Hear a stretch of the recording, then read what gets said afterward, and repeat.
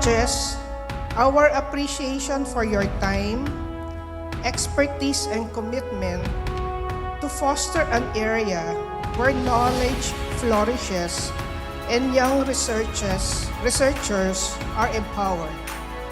So may this friendly competition inspire all of us to continue striving for a healthier future.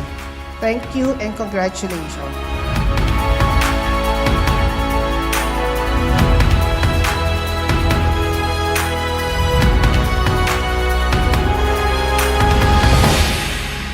So good morning, I am Police Major Emil Brian P. Farma from the PNP Health Service.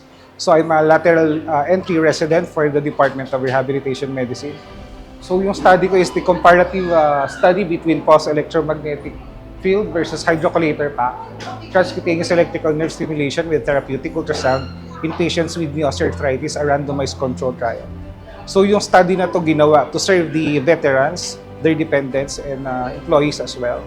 So this study shows that meron tayong mga bagong kagamitan na ginagamit para ma-improve ang buhay at kalidad ng pamumuhay ng mga pasyente natin. Pinapakita nito na hindi tayo dapat nahihintok sa pag-improve kung paano gamutin ng mga pasyente. Hello, ako po si Dr. Michael Sukgang from Department of Internal Medicine, Section of Pulmonary Medicine. So, ang research ko ay about sa prevalence and clinical demographic characteristics of patients with post-tuberculosis lung disease or PTLD seen in a tertiary government hospital. So, ang research na to ay mahalaga kasi ang PTLD ay isang kondisyon na hindi sobrang nare-recognize ng medical society. So, dapat maisama ito sa mga pasyente, no, na lalo na yung mga veterano nating pasyente na nagkaroon ng TB, nagamot ng TB, na symptomatic o yung may mga nararamdaman, respiratory symptoms tulad ng hirap sa paghinga, matagal na ubo. No? So, ang research na to makakatulong sa kanila para ma-screen at magkaroon tayo ng mga future policies or future guidelines about sa sakit na ito. Ako po si Dr. Victor Luna from the Department of Urology. So, ang sa aking study ay ang last study o ang laser analysis for stone treatment study. Isa siyang study na pinagkukumpara ang dalawang type ng laser na available sa veterans. So, yung magneto na laser at saka yung thulium fiber na laser. So, batay po sa mga resulta, nakita natin na may kanya-kanyang mga karakteristik yung bawat laser. Pero, at the end of the day, depende po yan sa tamang gamit ng bawat isang laser. Tapos, makakabuti ito sa mga veterano natin kasi ino-offer na po namin ang minimally invasive stone surgery. Wala na po malalaking biyak. Pagdating sa mga pagdurog na malalaking bato, kaya na pong either maliit na tusok o totally wala pong tusok o hiwa. And available po yan sa Department of Urology sa Veterans Memorial Medical Center. Hello po, ako po si Dr. Mary Camille E. Rosales, galing sa Department ng Anesthesiology. So yung paper ko po, Effect of Intravenous Lidocaine Bolus on Propofol Requirement in Elderly Patients Undergoing Colonoscopy in Veterans Memorial Medical Center, a randomized controlled trial. So bali may dinagdag po akong gamot habang ini-infuse po ang Propofol. So, ang dapat po nating makita ay dapat bumawas ang gamit ng Propofol. However po, meron po kasing lumabas na walang pinagkaiba. So, bago po itong knowledge, kasi po, ang kadalasan ng alam po natin is bumabawas. So, dagdag po siya na bagong impormasyon na magagamit po ng medical community. Hi, I'm Dr. Jonathan Ariel Dumlao, fifth year urology resident. So, ang aking title is Effectiveness of Tranexamic Acid in Irrigant Solution on Perioperative Blood Loss During Percutaneous Nephrolectomy in a Tertiary Care Center in the Philippines. So, bale, ito, ang tranexamic acid is binibigay natin through IV, systemic. However, dahil nga marami siyang side effect na nakaka-affect sa pasyente, ginawa natin is pag tumusok kami sa kidney, diretso na namin nilalagay doon yung tranexamic acid kasama ng irrigant. So pag winawash namin yung kidney, ay sumasabay siya. No? So una, ano yung benefit nito? It lessen mababa ang kanyang side effects sa patient. Actually, yung risk niya is mababa. Pangalawa, yung cost effectiveness. Kasi pag dinugo tayo, nagba-blood transfusion, mas mahal yun compare sa tranexamic acid na 1 vial is magkano lang. No? So yung result na itong study na to, it has no significant difference. However, mayroong lower trend ng pagbaba ng hemoglobin. So lower trend yung bleeding, no? So more of kailangan niya is mas marami pang samples, no? Kasi we patterned this study sa India, no, which comprise of 400 patients. Dito naka 66 patients lang tayo. May importance nito sa veterans, no? Kasi sa amin we are one of the urology institution that has a big number of stone patients, no?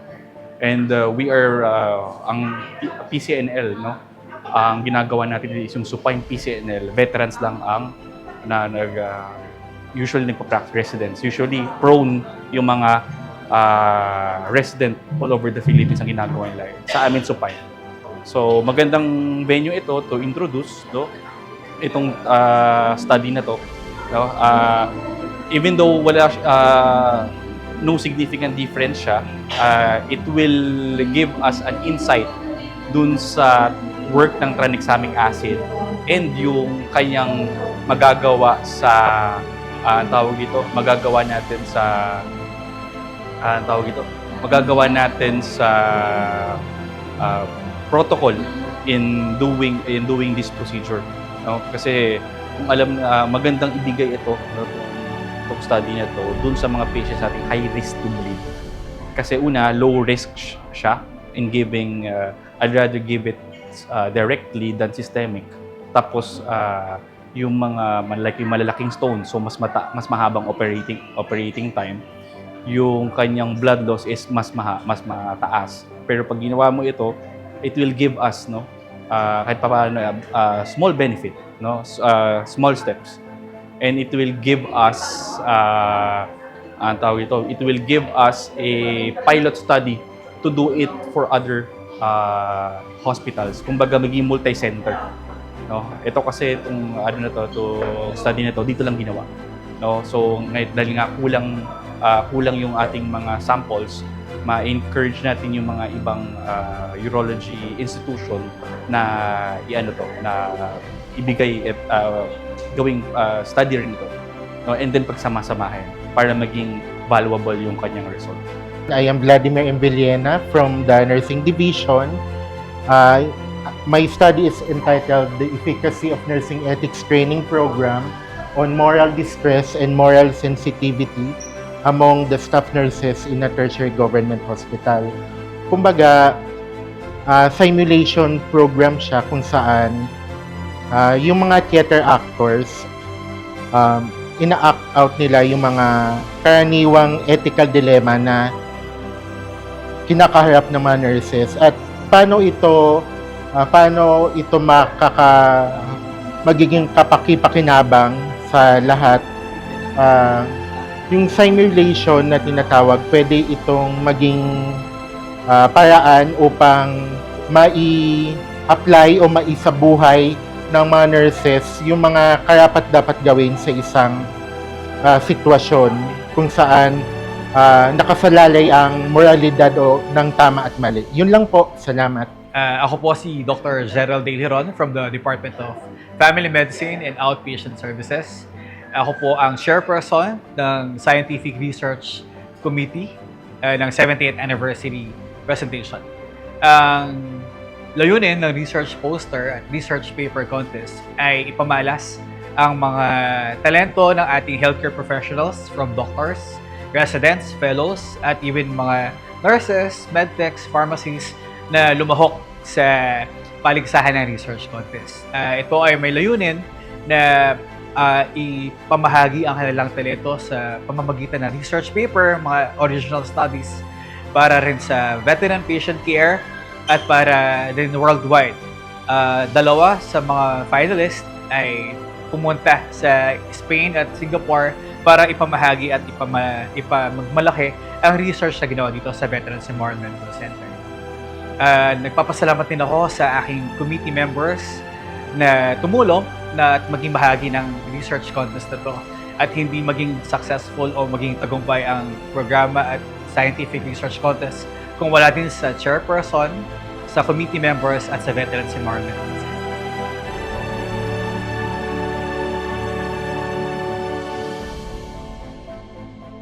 Sa ating mga veterano, lalo na sa mga nagpapa-check up sa Medical Outpatient Department, asahan niyo po na patuloy kami maglilingkod sa inyo at mabibigay ang excellent healthcare na deserve para po sa inyo.